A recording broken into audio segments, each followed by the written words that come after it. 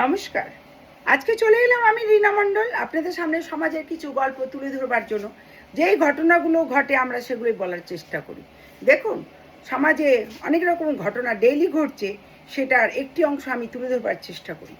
আমি দেখছি পুজো আছে আপনার অক্টোবর মাসের 17 তারিখে মহাষ্টমী, আর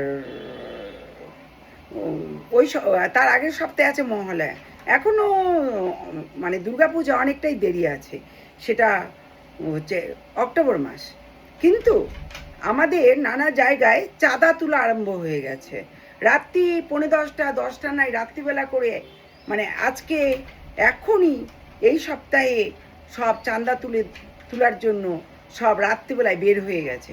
এটা উচিত কিনা জানি না।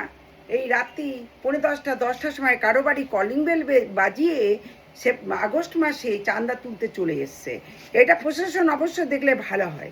এখন শুনছি এই বছর সরকার থেকে ছোট ছোট পুজোগুলিতে টাকা দেবে না, আর দেওয়া উচিত না।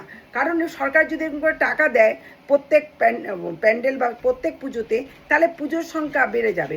সবাই পুজো করে আজকাল, সবাই। আর এখন এই বছর টাকা পাবে না বলে পাড়ার মধ্যে নানা রকম উপদ্রব আরম্ভ হয়ে গেছে। একে অত টাকা দিতে হবে, ওকে অত টাকা দিতে হবে, মার কাছে আলাদা, ছেলের কাছে আলাদা, একই বাড়িতে থেকে মা ছেলের কাছে আলাদা করে চাঁদা চাওয়া হচ্ছে। এগুলো হয়তো আমাদের সমাজের পক্ষে উচিত নয়। চাঁদা কখনো জোর জুলুম হয় না। চাঁদা পুজোর জন্য যে যেটুক পারবে অতটুক দিয়ে পুজো করা দরকার আছে। আপনার ক্ষমতা নিয়ে আপনি পুজো করবেন না। যেখানে সেখানে এখন পুজো গড়েছে, আর নিজেদের সুবিধার জন্য, নিজেদের আনন্দ ফুর্তি করার জন্য, নিজেরা নাচা গাওয়ার জন্য এই পুজোর মণ্ডপগুলি তুলে ধরছে। আমি দেখেছি পূজা হয়ে যাওয়ার পর সেখানে ফুল, নানা রকম মানে ঠাকুরের জিনিস পড়ে থাকে। যেই পুজো হয়ে যায় সেখানে নানা রকম জিনিস পড়ে থাকে, সেগুলো পরিষ্কার পরিচ্ছন্ন করা হয় না। আমাদের এখানেও একটি শিবের লিঙ্গ আছে পুজো করা, সেটাও দেখছি ফুল টুল একদম তুলে পরিষ্কার করা হয় না। পুজো একটি খেলা জিনিস নয়, পুজো একটি আমাদের ধর্মীয় অনুষ্ঠান বা একটা ভক্তিমূলক পুজো। বছরে একবার করেই হয়। এই পুজো নিয়ে নানা রকম চাঁদা, গাড়ি দাঁড় করিয়ে চাঁদা তোলা হচ্ছে। চাঁদা না দিলে তাকে নানা রকম জুলুম করা হচ্ছে, নানা রকমভাবে কথা শোনানো হচ্ছে। আমার মনে হয় পূজাটা একদম যারা করবেন ক্লাবে, তাদের নিজস্ব কিছু ব্যাপার থাকে। তাদের যদি পুজো চালানোর ক্ষমতা থাকে তবে পুজোটা করুন। পাড়ার লোকের উপর কোনো মানে অত্যাচার যেন না হয়, কোনো জোর জুলুম না হয়। আমি দেখেছি রাত্রি 10টার সময় পুজো চাঁদা নিতে, মাত্র আগস্ট মাস এখনই বের হয়ে গেছে। এই পুজোগুলো যার যার সুবিধার্থে করা হয়, যার যার আনন্দ ফুর্তির জন্য করা হয়।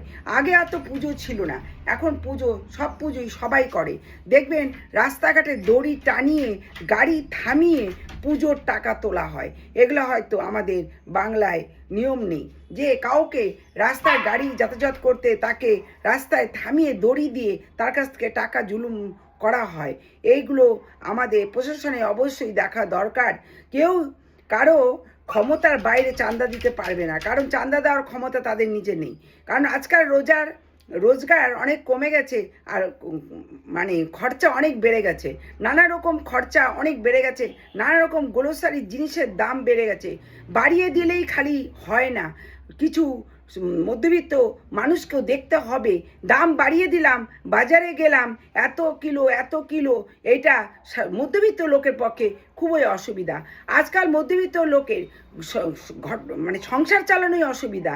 তারপরে এই পুজোর চাঁদাগুলো জোর জুলুম করে নেওয়া, একবার মায়ের কাছ থেকে একবার ছেলের কাছ থেকে ফোন করে টাকা তোলা বা জোর জুলুম করা, এটা আমাদের সমাজের পক্ষে একদমই উচিত নয়।